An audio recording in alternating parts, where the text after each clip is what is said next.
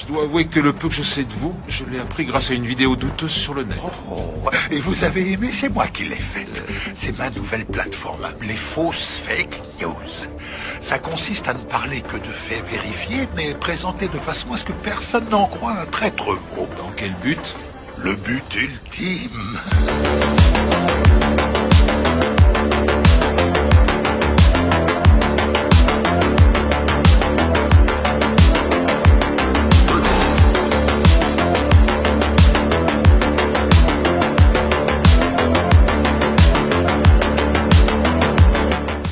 La vérité éclate, ça me va. Personne n'en a grand-chose à faire que la vérité éclate. Parce que le public ne sait même plus ce que le mot vérité signifie. Comment ça? Eh bien, je pense que les gens ne sont plus capables de faire la différence entre ce qui est vrai et ce qui est faux. Je crois qu'il y a toujours une vérité objective, une réalité objective. Oui, alors...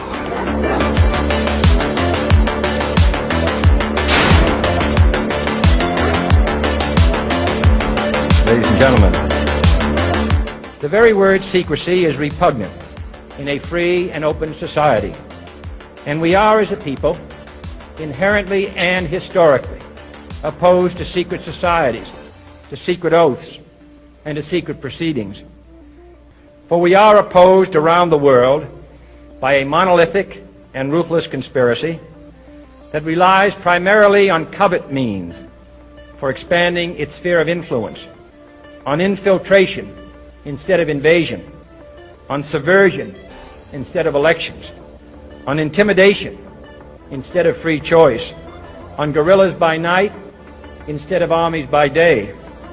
It is a system which has conscripted vast human and material resources into the building of a tightly knit, highly efficient machine that combines military, diplomatic, intelligence, economic, scientific, and political operations. Its preparations are concealed, not published. Its mistakes are buried, not headlined. Its dissenters are silenced, not praised. Enfin bref, le plus important, c'est que je peux vous parler de tout ça ouvertement, parce que je me fiche que quelqu'un nous entende. De toute façon, personne ne saura s'il doit y croire ou pas. Pour être honnête, moi j'y crois pas une seconde. Bien, pensez ce que vous voulez, c'est ce que tout le monde fait déjà de toute façon. Vous ne faites que prouver ce que je dis, crétin. Et je vous le dis, il y aura une révolution dans ce pays avant 2022. On ira ensemble vers ce nouvel ordre mondial. Et personne, je dis bien, personne ne pourra s'y opposer. On est entré dans une ère post-complot, post-dissimulation, si je puis dire ainsi. Nous sommes en guerre. La bête de l'événement est là. Et elle arrive. Quelle est votre priorité en déclenchant, si vous le pouvez, en déclenchant, si vous le pouvez, en déclenchant, si vous le pouvez, cette réinitialisation? Nous devrons certainement faire face à d'autres surprises, à des situations difficilement prévisibles que les commentateurs appellent des signes noirs, et peut-être à différents types de virus.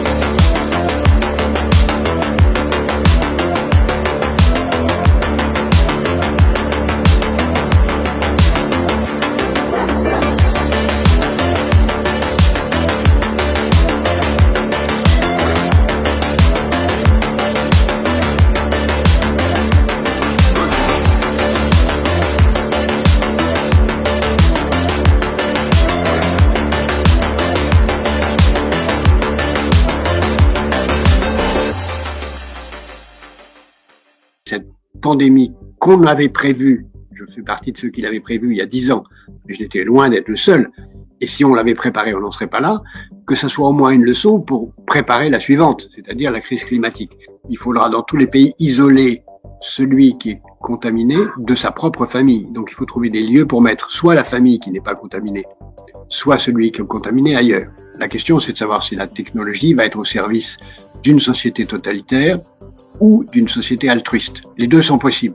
Et on peut voir la technologie installer une hypersurveillance et une autosurveillance qui soit un instrument de pouvoir totalitaire. Est-ce que vous êtes en mission? Oui. C'est comme ça que je le vis. Il y a une dimension de spiritualité? Il y en a une. Et en tout cas, la conviction qu'il existe une transcendance, oui. Quelque chose qui dépasse, qui vous a précédé et qui restera. La bête de l'événement est là. Et elle arrive.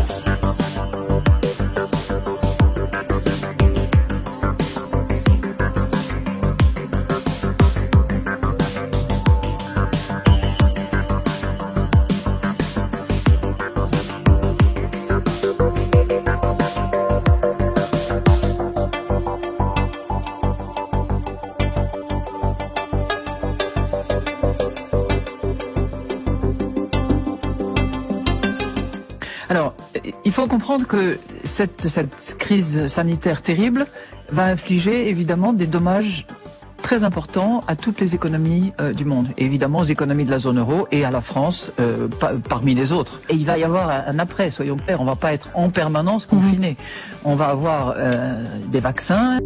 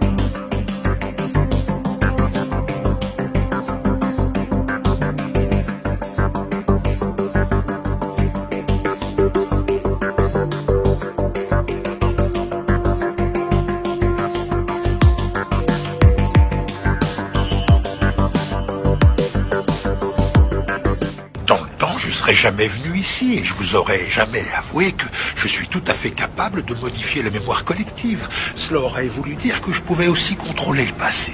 Et si c'est exact, alors comme le disait Orson Welles, celui qui contrôle le passé contrôle le futur. C'est George Orwell qui disait ça. Pour le moment.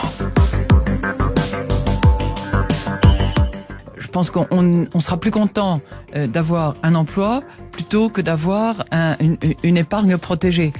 Je pense que c'est dans cet esprit-là que les politiques monétaires ont été déterminées par mes prédécesseurs, et je pense que c'est assez salutaire comme choix. Par le jeu du nomadisme des personnes, des marchandises et des espèces, de grandes épidémies pourraient refaire leur apparition. Par exemple, le virus H5N1 pourrait se révéler tout aussi dangereux que celui de la grippe qui, au cours de l'hiver 1918-1919, toucha près de la moitié de l'humanité et tua 40 millions de personnes. On prendra des mesures planétaires de cantonnement. Ah tiens, c'était pas le mot confinement, mais cantonnement. On prendra des mesures planétaires de cantonnement qui remettront en cause un temps le nomadisme et la démocratie. Comme au XVe siècle à l'échelle des nations, c'est de l'épidémie que naîtra une police, cette fois nécessairement mondiale, et donc à terme un pouvoir planétaire. En particulier, la monnaie électronique interdira à quiconque d'échapper à la surveillance générale. Plus de la moitié des travailleurs ne seront plus salariés, et la moitié des salariés ne seront plus employés à plein temps, ni liés par un contrat à durée indéterminée à une entreprise. Le télétravail représentera la moitié des emplois. Oh, bah ça alors? Comment pouviez-vous deviner ça en 1998? Oh là là, quel magicien vous êtes, monsieur Attali. Dans la tradition juive, on dit beaucoup que la paix à Jérusalem est la condition de la venue du Messie. Le Messie arrivera par une certaine porte de la vieille ville, et il arrivera soit pour faire la paix, soit quand la paix soit faite. Donc, véritablement, il y a une dimension, en quelque sorte, utopiste, messianique ou utopiste, de Jérusalem comme lieu de la paix.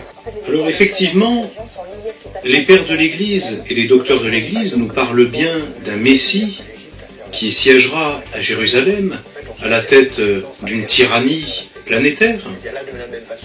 Mais il s'agit de l'antéchrist. L'antéchrist. Je pense que le statu quo est le plus vraisemblable, même si on peut imaginer, rêver de Jérusalem devenant capitale de la planète, qui sera un jour unifiée autour d'un gouvernement mondial. C'est un joli lieu pour un gouvernement mondial.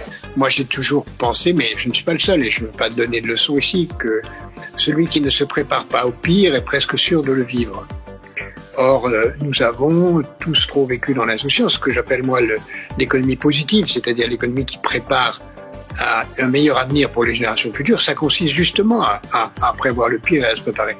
Et prévoir le pire, c'est faire des réserves, c'est des réserves de tout, des réserves de blé, comme on disait dans la Bible.